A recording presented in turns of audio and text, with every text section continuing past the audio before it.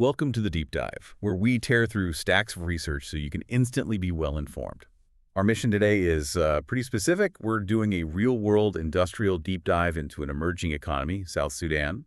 We're looking at its recent trade data and really dissecting this ambitious, calculated plan they have, a plan to fill a massive, currency-draining gap in essential consumer goods. Right, and the sources we're working with here, we've got detailed trade statistics, a whole decade, 2013 through 2023. And we're focusing particularly on basics like cleaning products, plastics, not just the oil story. Crucially, we also have these planning documents. They outline a unique industrial manufacturing school aiming to create entrepreneurs. And we've got some historical context, too, looking back at planned economic growth examples. So the core question for you, listening, is really this. You have a nation like South Sudan, rich in resources, mainly oil, but it's highly dependent on imports for almost everything else. So how do you quickly and efficiently kickstart a non-oil economy? How do you stop that constant currency bleed? Well, to quantify that bleed, the starting point is the import-export coverage ratio. It's a pretty simple metric, really. Total export value divided by total import value, often shown as a percentage.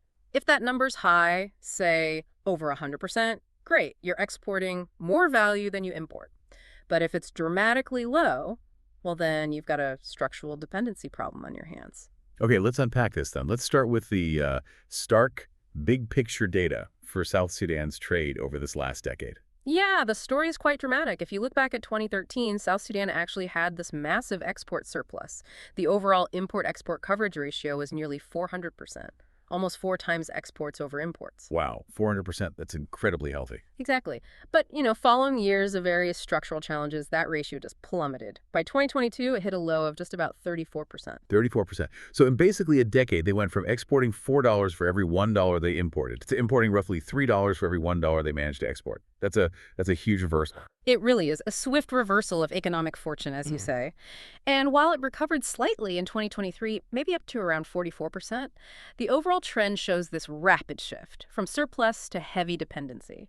Now, that general decline is alarming in itself, but the situation gets really acute when we look at daily necessities, the goods you need day in, day out, just to keep a household running. These are the items that demand a constant outflow of foreign currency. Right. So let's focus in on those two categories the sources really highlight as the primary drain, plastics and cleaning products. What did the 2023 trade data show for those really foundational items? Okay, let's look at plastics first. HS-Can 39, this covers basic items, packaging, containers, you name it. In 2023, South Sudan imported over $50 million worth of these plastic goods. $50 million. Okay, and exports? They're exports. Yeah. Less than $4 million, about $3.7 million roughly. So that leaves the coverage ratio at a really dismal 7.3%. 7.3%. That means what? Over 92% of their plastic needs have to be paid for with foreign currency? That's a huge structural drain just for things like, I don't know, a bucket or a plastic bottle. Precisely. And it's even worse for cleaning products. That's HS code 34, things like soap, dish detergent, surface cleaners. Imports reached nearly $40 million. Again, a big number. 40 million. Okay, and the exports must be tiny then. Virtually non-existent. The data shows just $7,000 generated in exports for that whole category. $7,000 against 40 million in imports. Exactly, which gives you a coverage ratio of, wait for it, 0.02%. That's practically zero. It's effectively zero, yeah. Think about what that means. If imports stopped tomorrow, the country runs out of cleaning supplies almost immediately. So if we connect this back to the bigger picture, these massive import figures, especially for products everyone needs, constantly, they provide the absolute justification for some kind of strategic intervention. It's not about importing luxuries, it's about basic stability. Okay, so this data clearly paints a picture of a huge currency drain on just basic everyday goods. So what's the strategic response proposed in these documents? They mention something called the industrialization web. What is that?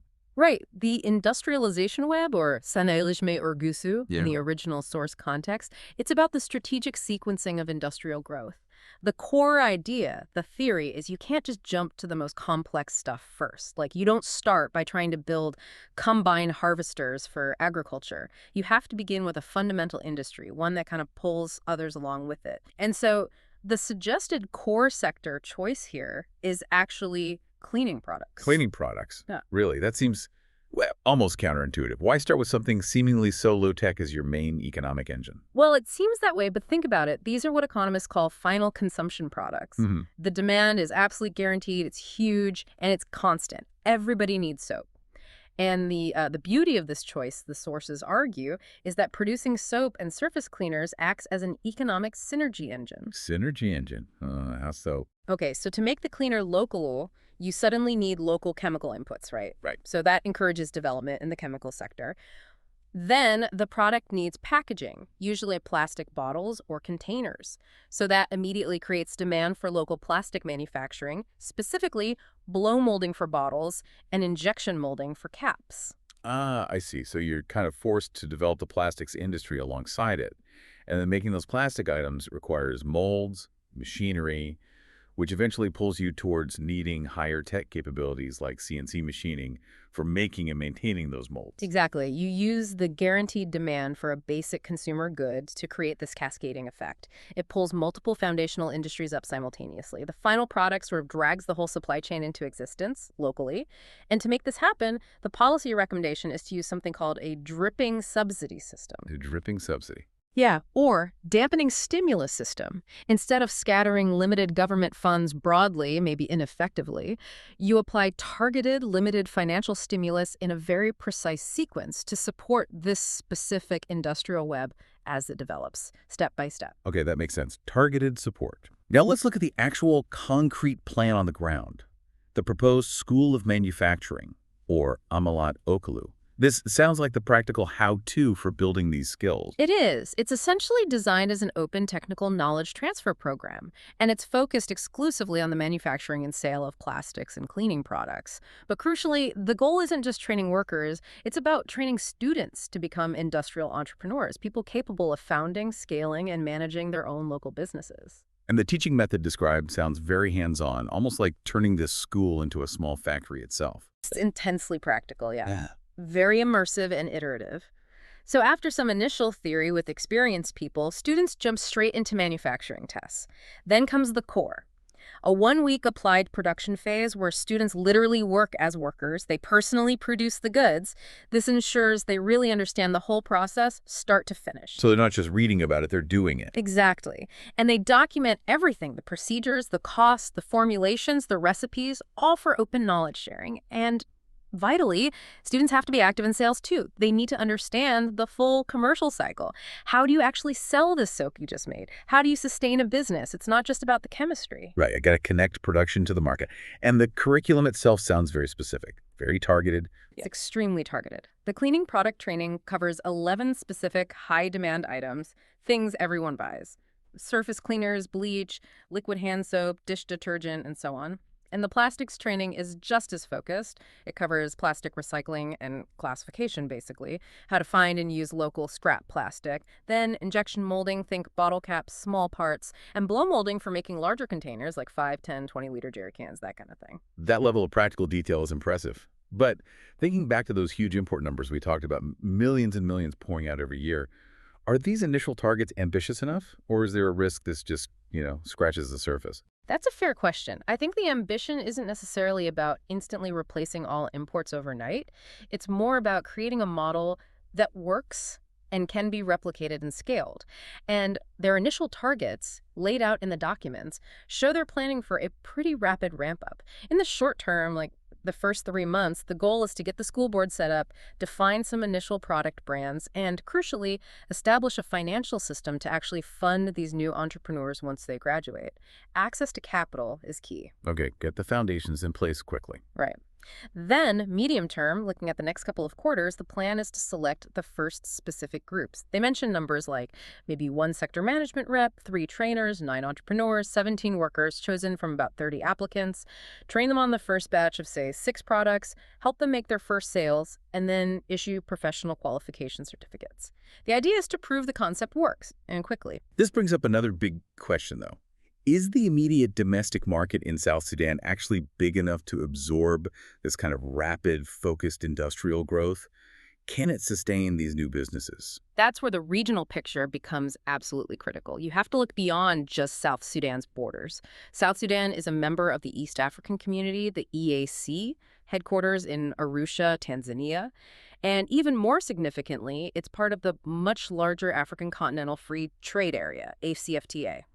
So this local production isn't just meant for South Sudan. It's instantly, potentially exportable, duty-free or low duty across a huge part of the continent. Okay, and what do those regional market numbers look like? Are they significant for these specific products? They're staggering, frankly. The total import market, just for plastics and cleaning products combined, across all AFCFTA countries in 2023, over 30 billion US dollars. 30 billion.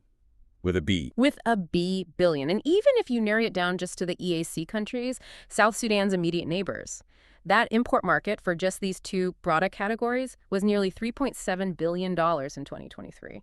So no, this isn't a small, isolated market we're talking about. It's a massive, ready-made demand waiting for localized production. Wow. Okay, so the potential scale is definitely there regionally.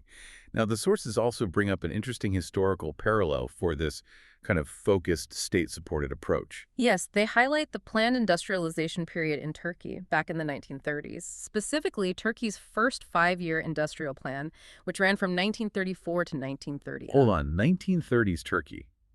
How does planned industrialization there connect to South Sudan's situation today? It seems like a very different context. Well, the connection is the underlying logic.